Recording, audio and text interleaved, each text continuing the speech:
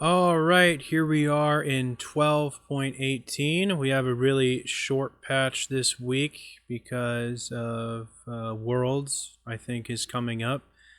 I don't really watch any of that stuff, but that's why this one's shorter than usual. I'm Chris, and I'm once again joined by my friend Jason. Good to be here, and I apologize in advance for people who like positive Jason, because I have some thoughts on this patch. All right, before we get into the first champion change here, I'm going to scroll up a bit and we're going to talk about the autofill changes here. And why don't you take this one away because I didn't really feel like it was very meaningful. Yeah, this is absolutely ridiculous. So the changes they're making to queuing and ranked, as well as autofill, basically they're gonna instead of have support as the so-called like priority role that they want you to take to avoid autofill, they're going to basically dynamically change which role gives you some level of autofill protection based on who's queuing for what at that given time. That's not bad. They are going to make it so you only get one game of autofill protection if you take that priority role. And otherwise, anybody who queues up has a chance to get autofilled. And the only way that you're going to get 2 games of autofilled protection thereafter is if you literally got autofilled and played out that game and probably sunk your team in doing so. So this is ridiculous to me. This is the equivalent of asking like an NFL kicker to play quarterback or asking the quarterback to play tight end for an entire game. I mean, maybe they can come in and do it for one gadget play, I'd but say you can't it's do it for I'd the whole say time. it's more What's of up? an appropriate analogy to compare moving people on the offensive defensive line around. I don't know about that. I mean, I know that You were comparing ideally, hugely different positions. you want to. Well, yeah, hugely different positions indeed. Jungle is an entirely different game than Plus, really any of the lanes are. I'd like to mention that Jason is a support main, so this might be hitting him more than the rest of us. Yeah, no, that's true. That's true. But I play 3 different roles, and I'm happy to play, any one of those 3 roles in a competitive format if I have to. And I am the world's worst ADC, so I don't ever want to get put there. But I can always find, APCs, just misfortune to pull out if I have to. No big deal. The thing is, like, this really speaks to the way that Riot does a lot of things. Riot loves to just do the damage and then try and like slightly minimize the damage afterwards, like what they do with the autofill protection. There is no preventative measure to get you into the game. There are 1,000 different ways they could do this better. They could show you the average queue time for each role and then say just queue up for 3 or more roles. And if you're okay waiting 20 minutes to get into one of these 3 roles, have at it. I understand that a lot of people are supposed to be able to play multiple roles. I understand that the best players should be able to play every role in the game. But the truth is, you do still get to choose your preferred role, right? So you're going to spend the most time getting better and becoming the best at that one, maybe 2 roles. Maybe you're a top mid. Maybe you're an ADC support, whatever. The fact is, it's most efficient if you're trying to climb the ladder to spend your time on those 2 roles and not have to learn all 5 of them. Yeah, And as you might yes, expect, I don't have a problem with this at all. yeah, yeah. My biggest problem is not them asking you to learn all 5 roles, right? Ideally, a player should be able to play all 5 roles competently and contribute to the team. My problem is that, especially a role like jungler, it means so much to each game. It tilts the game so much one way or the other, and it's very different than other roles. So if you have some other player that doesn't know how to play jungle, get auto-filled jungle, and they don't want to dodge, or they had to dodge because they got auto-filled before and it didn't give them protection for 2 games thereafter, your game is going to be ruined. Even though you went through the effort to play all 5 roles, you put in a good game, you just got screwed by somebody who was auto-filled jungle. This makes no sense to me. Yeah, I'm not disagreeing with anything you said, but I think it's healthier to spread your wings. I think you gain more knowledge about the game that way. I totally agree with that. I just don't think this change is actually going to get people to do that. what this change will do is it's going to ruin a lot of people's games by getting an autofill for someone who's trying their best not to be autofilled and now has no choice. Well, I think that was happening anyway. It was, but it's going to happen a lot more often now. There's a lot less protection out there. And honestly, jungle is such a volatile position that even if you're maining jungle, the situation you explained basically happens half the time anyway. It does, but if you have 4 other players that can bail them out, at least if it's like a jungle main that's not having such a great game, you can get over that hump. If it's somebody who has no fucking idea what they're doing, forget about it. All right. There's no coming back from that. All right, we can move on. Okay, let's move on to some real changes. First up is Ashe, and I really like this because Ashe is kind of a relic of a bygone era where champions were much more one-dimensional, and all of the other champions like in Ashe's category tend to have more tools in this day and age. And even though she's one of only a couple AD carries that has hard CC, I still feel like she kind of lacks a lot, so I'm happy to see her get a bit of a stronger steroid to help her compete. I'm fine with this one. It's always really annoying when she's just pumping arrows into you and you're permanently slowed. But that's just the way that Ashe is, and that even at 40%, I guess you were pretty much permanently slowed. So giving Ashe a little bit of extra damage, just ability to attack more, I have no problem with this. This isn't a bad change. I think she could permanently slow you even if she didn't even have a Q. Even if she didn't have any attack speed steroid? Yeah. Yeah, you're probably right. I mean, her W slows, her ultimate slows, and her auto attack slow, so... If you get attacked by her ultimate point blank, goodbye. If your team can't fight your way out of that one, you're not getting away from that. If they really want to help her, they should give her ultimate and attack damage scaling after 13 years. Good luck with that, though. Why does Ezreal get it and she doesn't get it, Probably just because they've updated. I think because they've updated Ezreal more times since. I think maybe someday they'll do that. Okay, next up is Hecarim. I was a little disappointed to see this. I had no doubt that they would pull back on the Q changes, but what I am disappointed is they backed off of some of the W power, because I would have liked him to be more brawler-esque and less of, I don't know, super heavy fighter. So I don't care that they backed off from some of the Q changes. They were kind of strong, but I'm disappointed that he lost some of his durability on his W, which I thought was finally in a good position after being a relatively unimpactful ability for many, many years.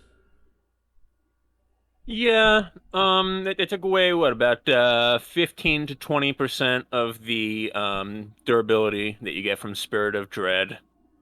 I think I pointed out last time that I thought Rampage was going to be a very strong ability, based on the new little mini rework, and it looks like that had transpired because they did take away a lot of the AD bonuses from Rampage here. I guess it was just doing too much damage.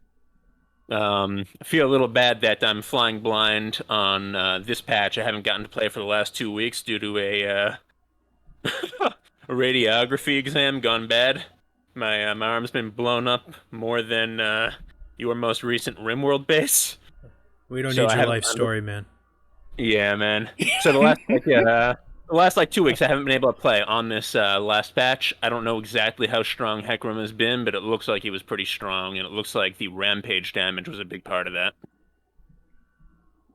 Yeah. Have you seen him much? Yeah, I have. I just for a champion that I think kind of falls off in the late game, I don't like this change to his W. His Q is always going to be good because of how it interacts with Sheen and stuff. So I'm okay with that. I don't like this W change, and this looks small. You just wish he was a little more durable. This is essentially Omnivamp from him and the damage his teammates deal. And to lose 5%, well, just look at Conqueror. It's obviously a shadow of its former self. That's why it's been nerfed 6 times. 5% is a big deal. Oh yeah, I totally agree. Just look at Ravenous Hunter. It's gone, and that was 5 to 10% from different times. My instinct is he'll still be a fine to good champion, though. Yeah, he'll always be decent, but I feel like he falls off in the late game. And he got his ultimate nerfed in the last patch too, so Yeah, but Rampage got so much better. I think that Spirit of Dread got a lot better too, didn't it? So it did get better, yeah, but now it got worse. yeah, I would say overall, between last patch and this patch, he's still probably buffed from where he was. Yeah, maybe. It's hard to put All a right. price on all those extra resistances, but yeah. Now you just sound like a life insurance company. All right. Now, maybe I was misinterpreting this, but what does it mean when it says the wind down time? Because you see this in a few times in this patch. Originally, I thought it was as ridiculous as Jinx losing the little 1 second that the little indicator is visible for, and it was just instant. But I'm pretty sure that's not the case. So, and this isn't the casting time either. So, I don't really know what this was supposed to be. Oh, this isn't on our queue. This is on Zap. Yeah, this is the W. I don't think I saw this in the official patch notes. I'm gonna look. It's more of a cosmetic art thing. It's not Yeah, the I don't casting think it's time, even- and it's not the actual visible indicator that delays it. So I This don't did not really- appear in the official patch notes, so I don't know what this is either. Well, it must be unrelated to like combat then if it didn't. Yeah, it probably is something like the animation, or some type of maybe you can't cancel out of something and start auto attacking once you've cast it. I don't know. Well, then it would be the opposite because this would imply it's like a 1 second lockout down to nothing now. Or I'm saying the wind down is the time that you can't cancel it. So they're saying you can cancel it immediately, but that's just a guess. I really have no idea. This is not part of the official patch notes. It might be some type of undocumented change. Like I assume it's something with like animations or artwork that is faster, but it activates the same way. We won't dwell on it too hard, but it is on here a number of times with different peeps. Okay, next up we got Callista, and what do you think of this? This is so weird to me. Didn't they This is just so buff weird her? to me. Yeah, so Callista and Lulu were the two champions on this patch that they nerfed due to pro play specifically. She's apparently been popular in pro play, and I can kind of see that, right? Like, if you can really use that martial cadence perfectly, as the pros tend to be able to do, I could see her being strong. But, man, if you're just some regular old schmo playing Callista, like, you are just getting kneecapped. You were just getting kneecapped at every corner, and I'm sorry for you. I think it's martial poise. Fair enough. Just saying. Pretty sure that's the name of her passive. Oh yeah, we're talking about the passive where you, as you auto attack, you can move your mouse somewhere and she'll leap in that direction. Yeah. And that's why, in theory, she can be hard to catch and lock down. I think she is a much better champion when you're in a 5-man pre-made than just running around in a random game. I agree with that, but even in a 5-man pre-made, like as we've talked about in previous patches, the skill requirement to basically use her to any type of decent level, it's so unforgiving. You mess up 1 or 2 leaps, and basically the champ's useless. Yep. So yeah, this sucks. It is just a small hit. The base health reduced by 30 is going to hurt her laning phase. It's not going to hurt her scaling. It's not going to hurt her ability to pressure if your opponent makes mistakes. She can still chase people down and kill them, but she's just in such a bad spot right now if you're not a pro player. What do you think, Chrissy? She's one of the shorter range AD carries, and most of them have more base health, so this is a bit of a bad change, because this would make her like a lot less than like Misfortune, Graves, and like Lucian and stuff. So I think she should have a bit more HP. So this is kind of a bummer for her. Yeah, I totally agree with it. All right, Very let's move on champion. to Kayn, and I gotta admit, I was very upset at this change. This is a change to Rost, is health shred on his different Q than Kayn or the Shadow Assassin's Q. So this is such a big nerf, because this is his like primary like super long extended trades kind of thing where he hits you twice, and this ratio applies twice. And this is where he generates a lot of his like sustain. And since that got nerfed like a couple times too, this is just a real bummer. As like kind of a more tanky off tank when he's in Rost himself, he really relies on this like chunky health shred to like get by and duel in the really long extended fights that he wants to be a part of. So make no mistake, this is an absolutely devastating change for Rost, and it sucks. Yeah, and just to be very clear, this is a change because the way it's worded here is a little bit ambiguous. This is a change to the percentage of the target's maximum health that you deal based on your total bonus AD, based on your bonus AD. Yep. So it's normally you get a 65% AD ratio, and then it's 5% of the target's maximum health. Flat, plus another, it used to be 5%, I think, now it's 3.5% per 100 bonus AD, right? Yep. And I agree with you, this is a pretty big nerf to Rust, which is a little weird. They're claiming that Rust is the better form right now. I see Shadow Assassin tend to do very well.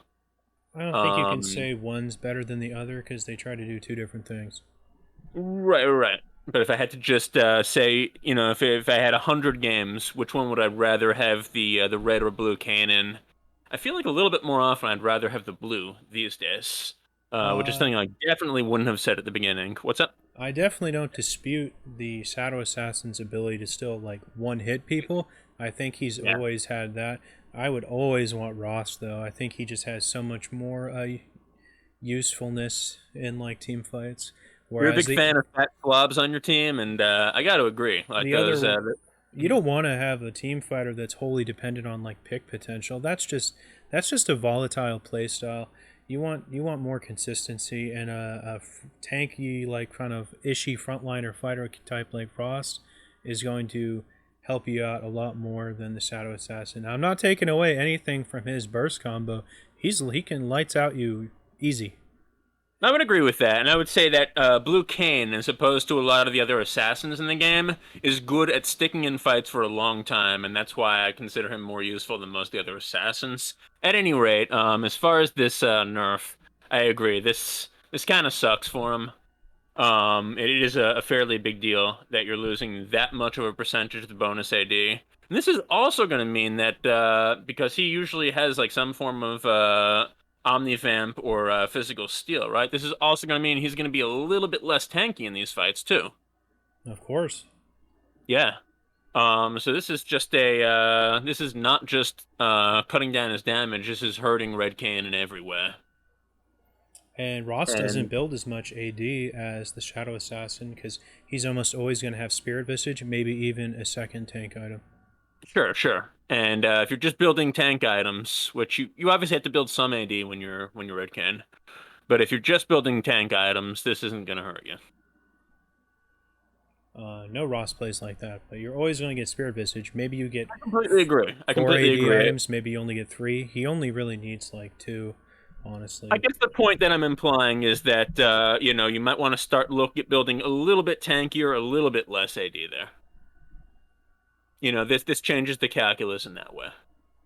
I hope they pull back on this or restore some of his Rost passive to make up for this, because this is no bueno for Rost, and I think Rost is honestly more popular than Shadow Assassin anyway.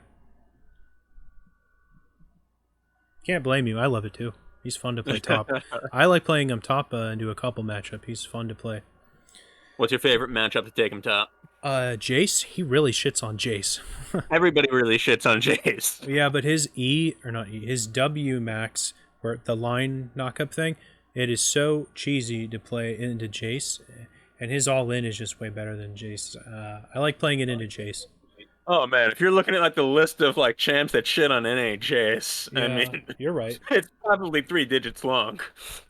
You're right, and he's just with all the fucking Janna up there, they'll shit on NA Jace for you. With all the farm he can get top, he just transitions into like the late game a little faster, and Red Cane with like a lead is pretty obnoxious. At least it was. I had enough of your love for Cane. It was at least. Okay.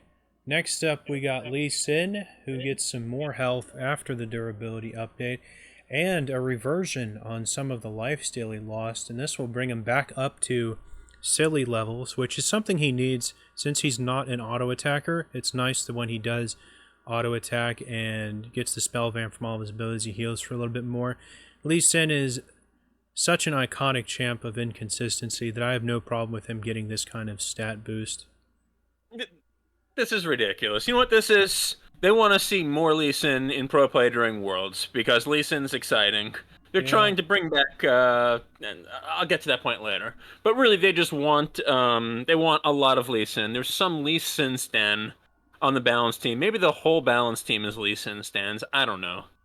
But that's exactly what they're trying to do here. They're trying to make sure that we see him like 90% pick banned in pro play. They want to make sure he doesn't get banned every game. You know, So they didn't go crazy with the changes. that's one of the most things you've ever said that I agree with, because that is so something Riot would base their decision on. That's literally what they're doing. And it's like, look, I get it, right? We want to see fascinating champs, you know, during we want to have like an exciting dynamic TV product. That's an important thing, right? But it's ridiculous to just throw off the entire balance of the game to do that. You know, I get that we don't want to see, you know, all Annies and you know, Annies and Dr. Mundos and everything like that, you know, in every game of the professional scene during their biggest event of the year. I get that, right? But that there are better ways design-wise to do that. Give a little bit of you know, dynamics, give a little bit of visual flair, skill, whatever, to some of these older champions, while still allowing them to be simple and good for beginners. There's no reason we need to just, you know, put mega buffs on every champion that they particularly want to see right before the Worlds. Come on. Well, let me pump the brakes there for a second. Personally, I think Lee Sin is a champion that should never be updated. He, I think, is one of the few timeless champions in the game. I would have said the same for Ezreal, but they changed him No, a I bit agree too. with that. I didn't say the up. I agree with you on that. Another thing I'd like to say is it's pretty odd for you to max this ability first or second. So this is more of a late game like buff, if anything else. And I do wholeheartedly agree with you that they want to see him more in pro play because it's exciting to see a good Lee Sin player. It always has been, always will be. But keep in mind that these buffs to Iron Will, this isn't even as strong as the ability has been historically in terms of the lifesteal and spell vamp in the past. Right. If anything, I would say even the health growth. That's 100 extra HP that he gets in the end game. Like that's pretty significant. Yes, but I feel like I have no problem with Lee Sin having scaling buffs because he's always notoriously difficult to be useful in the late game without making Yes, some yes. insane play. Yeah, yeah. You know, you go back before they buffed his attack damage ratios, and basically, I think it was attack damage ratios. Maybe it was just the base damage by a lot. But there was that one patch where they gave him basically a lot more attack power. And you go back before that, and it was basically like endgame. All Lee Sin was basically just a you know, an insect kick machine. You know, he could you know, basically use his flash and ult, you know, one time every 5 minutes to give you some type of contribution to a team fight, and that was about it. Besides that, he was all just vision. Yep. So yeah, I know I like Lee Sin the way he is now, but the fact that they're giving him these buffs when he really didn't need it for good players, right before Worlds, I mean, it's just so nakedly obvious what they're doing. Yeah. All right, let's move on to a change that I know is hitting both of us near and dear to our hearts. Why don't you start off first with this absolute travesty? This is an absolute travesty, right? So, Lulu, who's already taken several nerfs this year, and who is not in a great spot right now, despite what they want to try and tell us about pro play, um, is losing movement speed if she uses Whimsy on an ally, and more importantly, losing polymorph duration when she uses polymorph on an enemy, and the cooldown is getting longer. Um, if I wanted to put on my tinfoil hat, I would say this is basically just more changes to buff Lee Sin. Because I can't think of anybody who works better against Lee Sin to shut him down than Lulu. And they're like, oh, we know you're going to be pulling her out when everybody's using Lee Sin. Well, we're going to do something about that. If I don't want to put on my tinfoil hat, uh, I would say that maybe the reason they're doing this is that Lulu really is one of the most reliable shutdown type of champions you can think of. Basically, if you're trying to engage on the ADC or some type of other prime target, all Lulu needs to do is to be around, have her cooldowns up, right? Click E on the ally, click W on you, which can be a little hard, right? Sometimes you accidentally use it on an ally, and you've shut them down for a couple of seconds. Compare that to someone like Leona, right? Who still has very good lockdown. But if you're talking a really skilled, maybe a professional player, they can use their mobility or just really good sidestepping to get out of your E or your Q if you're playing someone like Leona, while they keep attacking your ADC. Lulu, there's kind of no answer to that unless you have some way to immune the polymorph. So maybe that's what they're thinking, and they just want to make sure that we don't see too much Lulu in pro play during this tournament. But man, this just really hurts because Lulu has not been in a great spot. She doesn't have a lot of damage left in her Q. They've taken down the base shielding on her E so many times, and just hurts to see her get like these 1,000 tiny little shanks to the heart. What do you think, man? I think it's very difficult to tie this change to the Lee Sin changes. That is definitely a tinfoil hat perspective. Yeah. There is a change lower down that you can tie to another champion for sure, but let's talk about Lulu now. I definitely, Whimsy's already been nerfed several times, particularly the cooldown, Yes. and I imagine that's due to the ability haste changes from cooldown reduction. What sucks about this really is it's extremely awkward to rationalize maxing this first or second because you're missing out on either a lot of trading power or a larger shield on her E. So this kind of really hurts at both ends. And I'm someone that plays her mid too. And yeah, I would have liked to have seen some power shifted back into her Q, which you're totally right has been nerfed many, many times. They did buff her E a little bit recently, but it still has also been nerfed. They'll never touch her ultimate because, like you said, it's way too good as like a disruption tool and whatnot. Obviously, I don't like this change. She's been one of my favorite champions for forever, basically.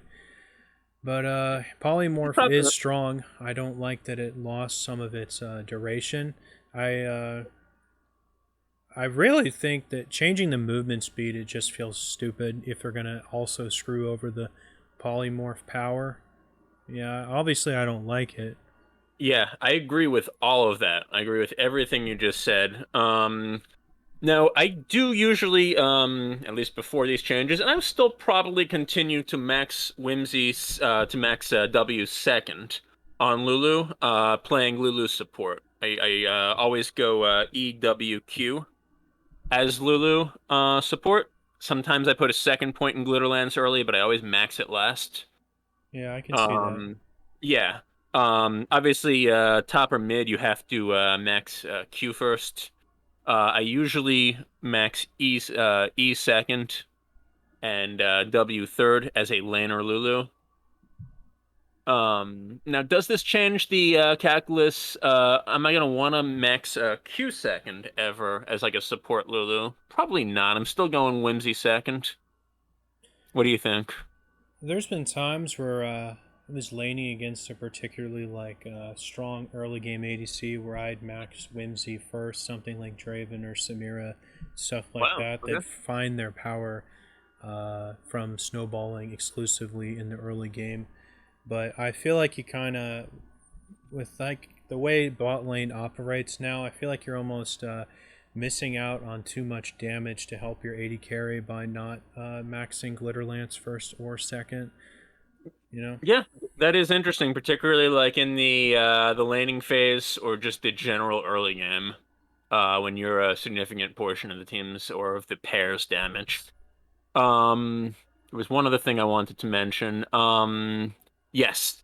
So Glitterlands, and you mentioned that they had taken away a lot of damage over time. Can you I feel believe it like if they used to wanted, be 90% AP on that? yeah, I remember that. I feel like if they wanted to give her something back a little bit, particularly on the Glitterlance, and not make her like a laning terror ever again, which I don't think she really would be, honestly, in this day and age. No, But if they're she's afraid of really that, good. why not just give her back a lot of the damage on cue, and then have some type of like percentage fall off to minions, like they do with a lot of the other champs that they're worried about their wave clear, like Pyke. I think it already does reduce damage to minions. Does it? Pretty sure. I think it's like 20% less, or it only does 80% to minions. Maybe. I'm looking right now. You are right. It is reduced to 70% against minions. So why not give her a little more damage and make it 50% against minions? You know, so it would be the same amount of damage against minions, but more against champions. Or they could just increase the power of them getting hit by both of the bolts. Yeah, that's really kind of one of the most skillful parts of Lulu's kit as well. Although it's not very difficult if they're like right behind you or right in front of you. Right. But it is pretty fun to use if you put picks somewhere and then you get both of the Yeah. bolts across on them. That's always a lot of fun. Yeah, All that's right. where it Yeah. should that's where it should reward you the most is if you land both bolts when Pix is on a target. Yeah, and that's obviously more complex, more complicated, but it also would be a lot of fun to hit that type of thing. Um, Whatever. Riot, save Lulu. Stop doing this to her. Maybe they could even make some crazy interaction where if you hit both bolts on someone who is already polymorphed, it would do something extra. I would just pop the rabbit. I don't know, something. Maybe they could take like 10% damage from all sources or something. Yeah, there's all kinds of cool things they could do with champions like that. Okie dokie. Enough of the Lulu drama. It hurts. Let's move on. Okay, now for some tree drama. And this also made me really upset because they finally got this guy out of the fucking sewer that he's been dwelling in for years. And suddenly it's like, what, he's too good? I don't think so. They basically just brought him up to modern standards and now they're already nerfing him again. I don't like the only thing that really upset me was the change to his passive. The obnoxious heal on his passive is what gives him his like team fight potential. I could care less about the other changes, honestly. As long as they don't nerf the base damage on his Q, he really needs that to lane and to trade in the laning phase. And a lot of these changes were to get him back in the top lane, which he's not a bang up top laner. Yeah, the passive thing really bothers me.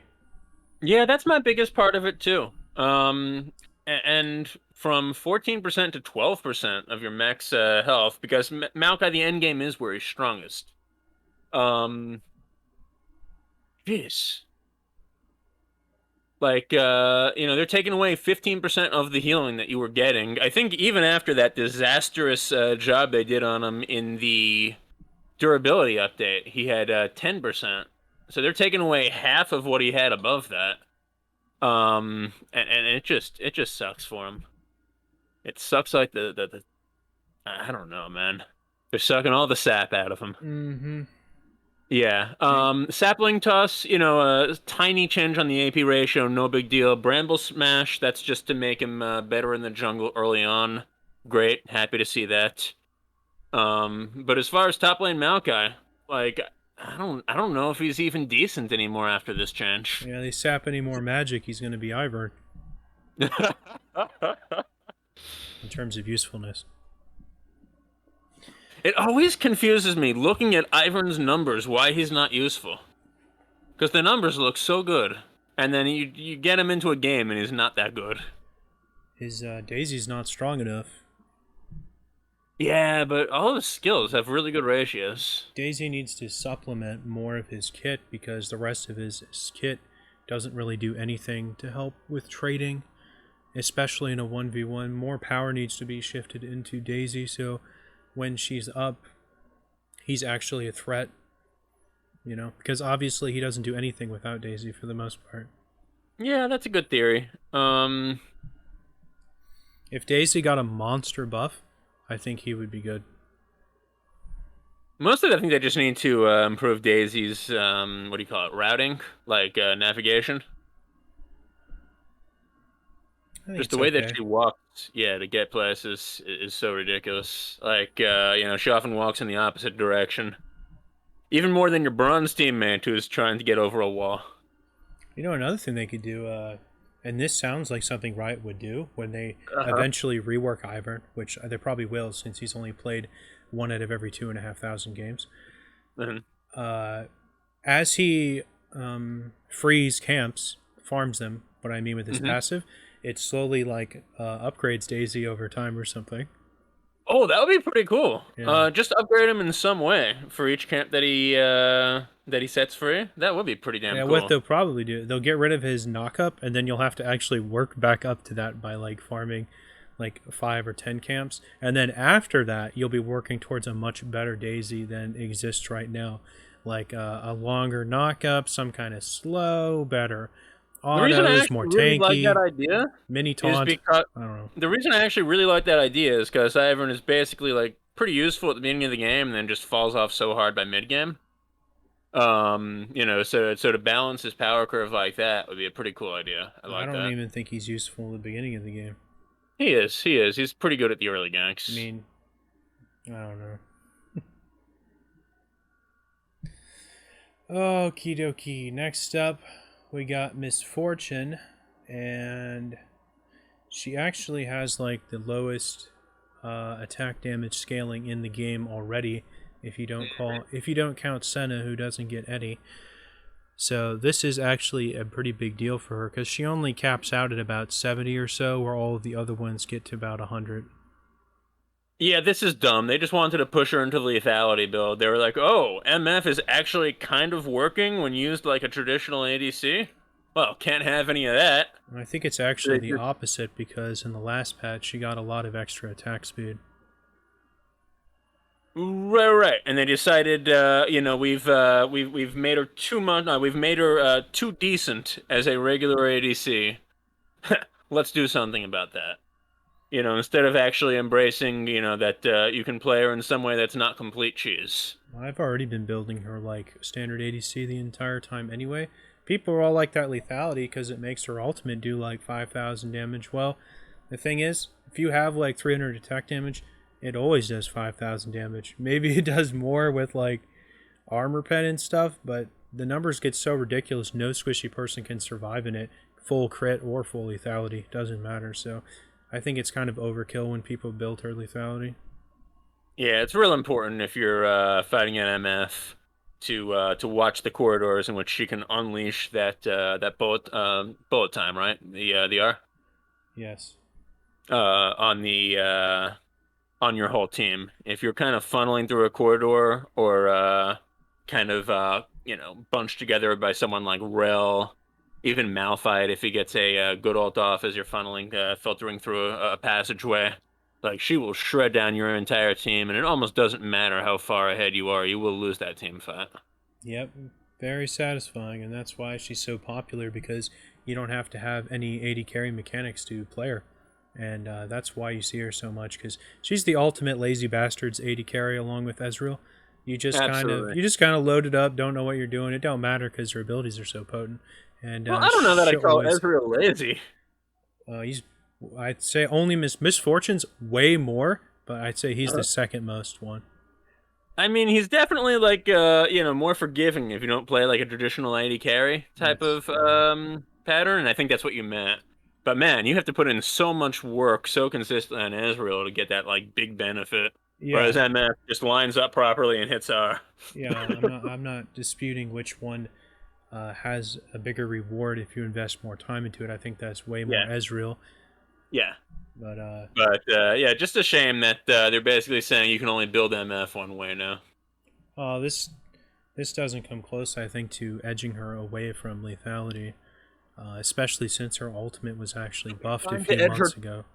They're trying to edge her toward lethality. The traditional ADC items basically multiply by the amount of attack damage you have. I'm talking attack speed and crit. So this attack damage growth reduction is to push her towards lethality even further. Well, it's not much of a change, even if that's the case. Yeah, I just hate what they're doing there. It's like a change of like 5 to 6.5 AD or something. That's true. Okie dokie.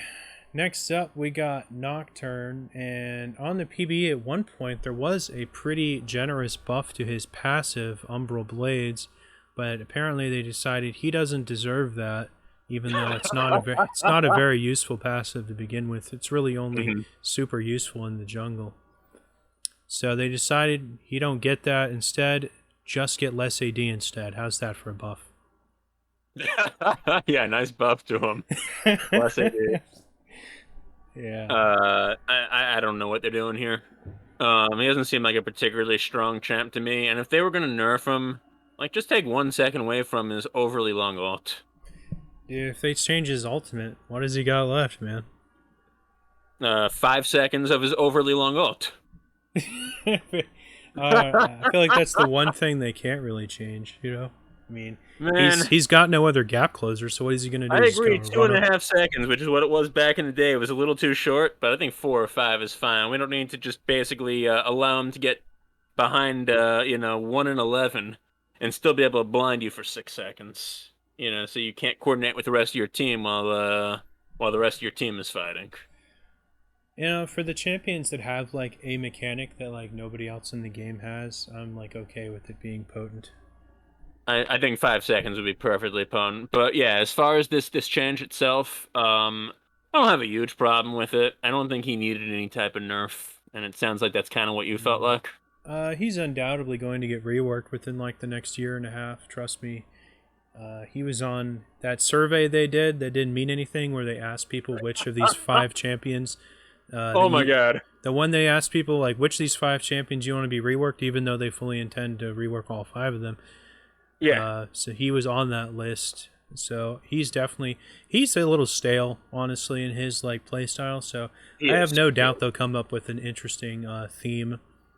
I'll be happy when they rework him. About Yeah, that me survey, too. I remember seeing Tryndamere on there and being so happy. Finally, they're getting rid of like just the most like cheese lord bullshit champ in the game that no one really enjoys having in their game.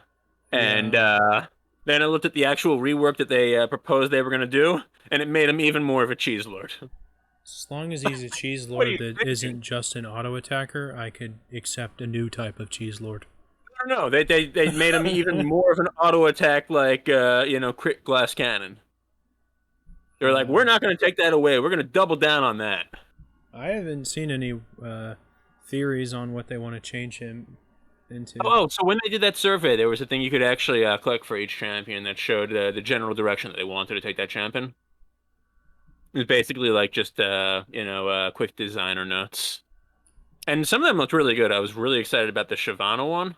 That looks great. But the Tryndamere one, it's like out of the frying pan and into the fire. Now that they've done Mundo, Skarner's the next one on the pipe, and I think Udyr was on that list too. Yep, he was there. Yeah, I think Shyvana would be really cool. I honestly don't think, whatever you saw, I don't think that's the direction they would go in now. I feel like they would try to make the transition that Aatrox got between his original and his rework, where he was an obnoxious auto attacker and they shifted him into like a Riven clone. I feel like that's more of the direction they would take to something as binary as what he is now. Yeah, I mean we can only hope. I'm more concerned with Master Yi, honestly. But yeah, Tryndamere is no fun to play with. They just tried to do the rework of Master Yi. Tryndamere is so boring. Alright, should we move on to Thresh? For every game I play against Tryndamere, I'd rather play like 10 games against Singed. I'll take that as a no. Yeah, I would definitely rather play against Singed than Tren. Okie dokie. Next up, we got Singed, getting some bonus damage from his Flay. And this is the ability you max Thresh. first. What? You said Singed is getting bonus damage on Flay. I said that? Yeah. Oh, okay. Well, yeah, I meant Thresh. Yeah, this is the ability you almost always max first. At least that's I've always seen it max first. And that's because it had the highest base damage. And now it has the highest base damage some more. And this also governs the amount of on-hit magic damage he does when his E is fully off of the passive cooldown. So this is just a good change for him in general. Since he's a tank, he kind of thrives on these base numbers, something I pointed out a bunch of times in the past. So I'm pretty happy with this and the health bonus. Yes. I'm okay with it. Like, I thought that the buffs that they made to Thresh last patch were nice, and I thought that they gave him everything that he really needs to be a good champion. I don't think that we necessarily need 2 buffs in a row after we went like 6 years without buffs or nerfs on him. Exaggerating, obviously. But this feels like it might be a little much. I think maybe somebody on the balance team just really wanted to bring back the Season 3 meta and get, Lee Sin and Thresh into every single game of the tournament. Maybe while we're at it, we can give some super buffs to Zed and take away support quests. Like, this is weird to me. This really speaks to, like, Season 3, we're going to see a lot of Thresh, and it's been a while since we've seen that. This is pretty big buffs to Thresh. I mean, 10 to 30 extra damage, even early on the Flay. Extra health scaling, where he was already a little bit of a tanky champ. But the one thing I'm surprised at, to some extent, is that he still has an AP ratio on his Flay. That seems like something they should update. Rather than give him, like, this extra base damage, I would rather see him get a little bit of, maybe a bonus health ratio on some of his abilities, because that's how you want to build Thresh. He has an AP ratio on all his abilities because his souls give him 0.75 armor and AP. I guess so, but you never So, build AP. In the late game, his base abilities hit a little harder, particularly his ultimate, which is 1-for-1 with AP.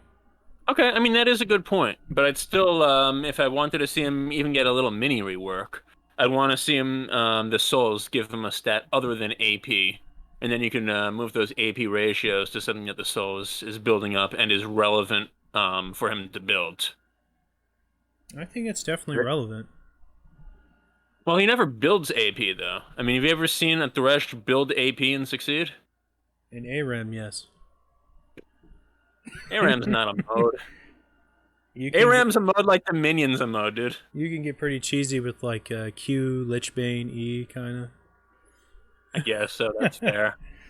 But that's fair. You're right. You don't never build them with AP or AD, honestly. You usually build them like full tank or full tank goofy or support items.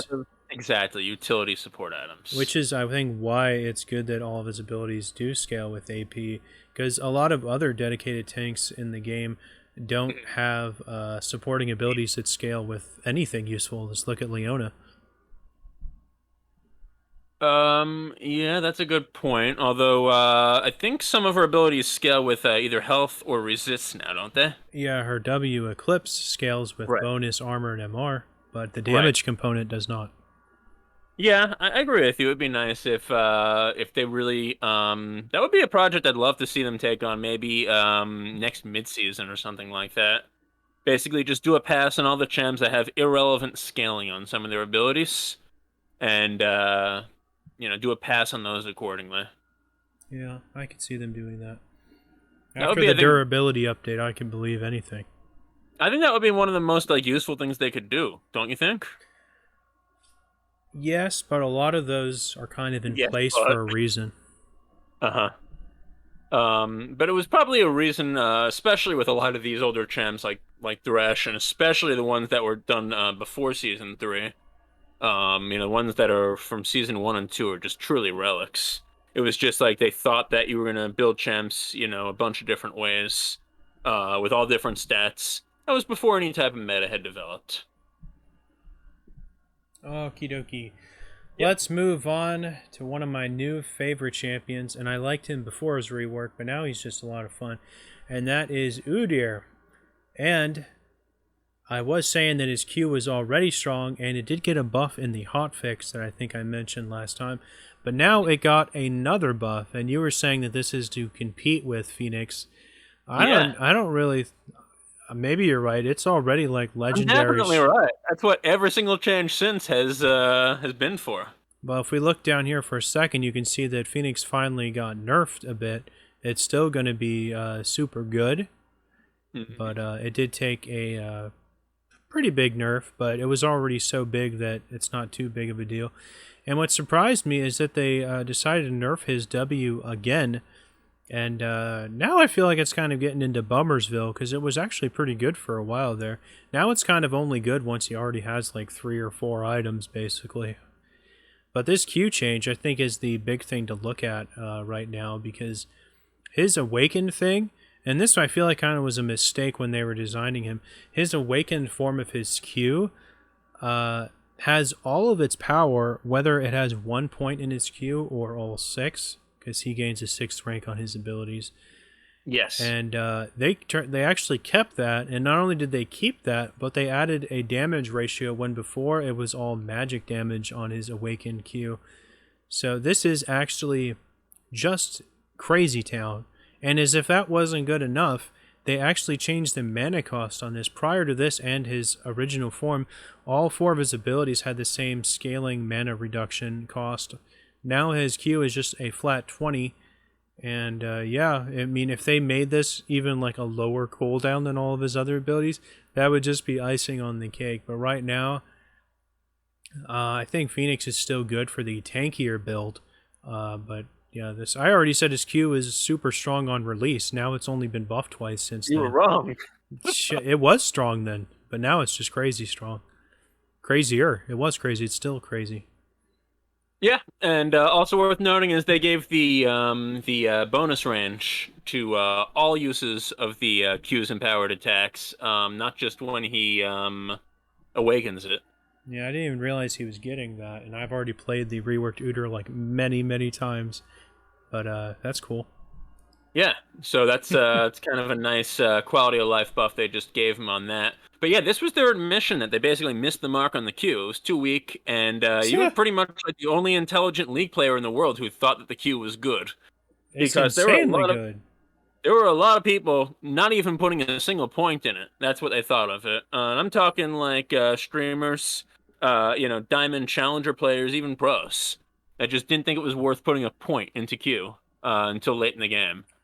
If people believe that, they're out of your damn mind. And my evidence to cite is just look at Set's Q, which does the same thing, and how hard they've had balancing that, and it's much weaker than this ability, and this is the same exact ability as Set's Q, and this is way stronger. So the idea, and this gives on-hit physical damage, not just the massive health shred, which is triple like Set's ratio. And Set's ratio or ability is considered really strong as like a low cooldown dueling ability. This is just insanely potent, the shred on this, just out of this world. What's a little bit interesting about this buff is that they increased the AP ratio by a lot on the Q, and they took some of the AP ratio off of the R. So I'm not really sure how that changes the calculus on what you're building on him as compared to which skills you're maxing. He's definitely got a lot of things going on with his builds. I like that. And maybe you could speak to that. He's a champ that I'm no expert at. I think this. Yeah, I'm happy that they opened him up to all kinds of builds. I've already played him a million times, and I'm a Tiger boy. I played him a few times as Phoenix in a game where I wanted to go just like absolute tank, and when you play him Phoenix, you don't even need a damage item, you just need Sunfire. But with Tiger, you need like Titanic at least for something to scale with his massive health shred, and eventually Titanic will give you 100 attack damage, so that just makes this absolutely absurd. But like I said, the biggest thing I noticed when I started playing him was that the empowered form of his Q that does the massive amount of magic damage health shred, it retains its strength whether you have 1 point in his Q or 6, which is definitely an oversight on the design of this champion. Why do you consider it an oversight? Because you can put 1 point in this and it does like 18% of someone's max health. Does that sound? You don't think it was just? You don't Does think? that sound normal to you? Well, I mean, if you're willing to waste your mini ultimate on a skill that you only have 1 point in, I think they're saying you can have something for it. It's strong with 1 point, and if Yeah. the target's by themselves, they get hit by even more damage with the empowered Q. But if you already have 6 points in, let's say your R, most of the time you're still going to want to empower the R. Not always. necessarily, because the R does always. its damage over several seconds. The Q does it Right. basically instantly, and it does more. Final couple little things worth noting. They decreased his stats as well, so this is definitely an overall nerf to Udyr. And Yeah. the W might not be as much of a nerf as you think it is. It's definitely a little bit of a nerf, because the lifesteal, like the on-hit base heal, only applies to 2 attacks. But if you're able to do a few hundred damage with those attacks, you're not losing that much in terms of overall health gain plus shields versus where it was last patch. Well, the lifesteal is nice and all, but one thing you have to take into account is Old Turtle had much higher base numbers, so this turtle is way more predicated on him having a shitload of bonus health through like items and stuff to have a Yeah. higher max health, so Mhm. it's kind of only reaches its like effectiveness later on in the game. So the empowered form is nice, but that's also based on max health, his little mini Mundo ult that he gets when it's turned on. So the lifesteal, it's only on 2 attacks. This isn't like the old Udyr where you get the persistent effect on all of his abilities every 3 attacks until you switch to a new stance. This is only on 2 attacks, so this kind of is like not even that great of a change, because you can't combo this lifesteal with like his Q damage or anything, because then it resets the empowered attack. All right, so Udyr, definitely more of a reason to use your Q now, but otherwise nerfed. I can tell you one thing, and this is when I think I mentioned this briefly when we were first talking about his rework and how everyone was sleeping on the Q. You're definitely going to see these like people playing him like Talon now, I think, with this all these crazy Q buffs. You're going to see people going like a Gale Force into like full lethality and just doing like 40% of your max health with like his Q now and stuff. It's going to be that silly. If you really pumped a lot of like AD and lethality into his Q, this thing would definitely insta-gib like squishy players. Or champs, I mean. Man, you're on his Q like the balance team is on Lee Sin. Well, I really, you were making a big deal about his Phoenix, but when I was looking at the numbers, it wasn't it wasn't vastly different than the numbers his old Phoenix form had. It was just like bigger and stuff like that. When I looked at his I think Q, the biggest which thing about it was the slow. yeah, that's definitely a powerful thing, but you look at his Q, which was the most reworked ability from his old Tiger Strike, which was like a huge DPS skill, and now his Q is a burst skill, basically. And so, yeah, this Q is nasty, and I've already gotten to use it a bunch of times, man. He is, I'm telling you, Tiger Udyr is still the best thing, in my opinion. Man, I think you're looking at this Q and you're like, wow, all these buffs to it. This is going to be so good. It was And it's like good. looking It at- was good on You're release. looking at like some like fast food commercial or something, and that food looks so good. You're and then you right. go through the drive-through, and the food actually comes out, and it's flat, and it's smushed, and they put no care into making it, and really you don't want it so much anymore. No, man. When And I it's all right, but on release, man, I saw that 20-piece chicken McNugget, and now I still believe that this is just as good as that original 20-piece, man. Except now you get the barbecue sauce, the sweet and sour sauce, everything, man. I feel like 2 of them have already fallen out of the box, and they forgot to spice them. No. These are Breading got fresh. soggy. They're so fresh that when they hand you the box, it hurts your fingers through the box. That's And meanwhile, there's like a Chick-fil-A next door, and that's the R, and they're handing you like this plump, juicy, like beautifully breaded chicken sandwich, and maybe feeding the profits into places that are not so good, but the chicken sandwich is great. Trust me, people are still going to be going to that Chick-fil-A. It's just a Phoenix versus Tiger. It's just a preference, and I still, even with both of these changes, I won't dispute for a second that Phoenix Udyr is the better tank build. Yeah, I think it's just a better build for him overall. You and don't need damage. Probably going to be the one that you want to go to for your ult more often. Well, I've really just found a usefulness for doing the Super Bear, Super Phoenix, Super Turtle. I've been really pleased with how much I've awakened all of the skills. I will have to say I think I found myself using the Awakened Bear the least amount of times, even though you can do some clutch stuff with it since you're immune to CC when it's on. I had a few people in some games that did like a double take and like, whoa, what the hell? You didn't even you walked right past you just ignored that. Like what? And like people still aren't wise to the fact that you're immune to CC on his new W. You're like Derrick Henry. You just truck everyone who's trying to stab you and get through to your target. I tells you what, I watched that game. He got obliterated in that Bills game. Let me he oh sucked. Yeah, and Bills D is great, man. You got that right. I got 31 points. Okay, let's move on. And, did I tell There's you? nothing to move on to, is there? I lost my fantasy game by 1 point. 1 point. Well, you should have made smarter starts. You're right. I should have. I made some moves. Okay.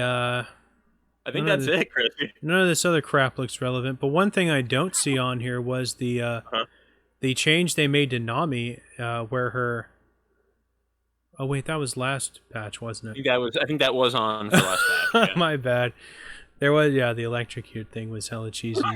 Me and Matt were doing the that. last 7 minutes of this video is just us messing up and talking about chicken sandwiches. Okay, but moral of the story: McDonald's still superior than Chick-fil-A. That's ridiculous. That's ridiculous. That's even more ridiculous than your Q-Tech. You're right. I don't believe it either. It's about KFC with the turtle.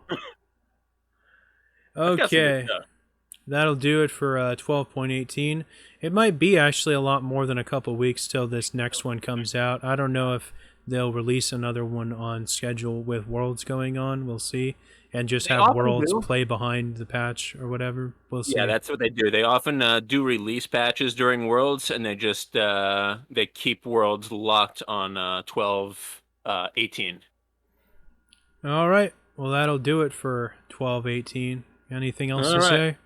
I just hope that at Worlds we don't have any chess-like controversies. I don't want to hear about any of those. And besides that, I'm looking forward to watching. Haven't been watching too much pros, but these people really know how to play, and it's always a joy to see the best teams. You tell me how it goes.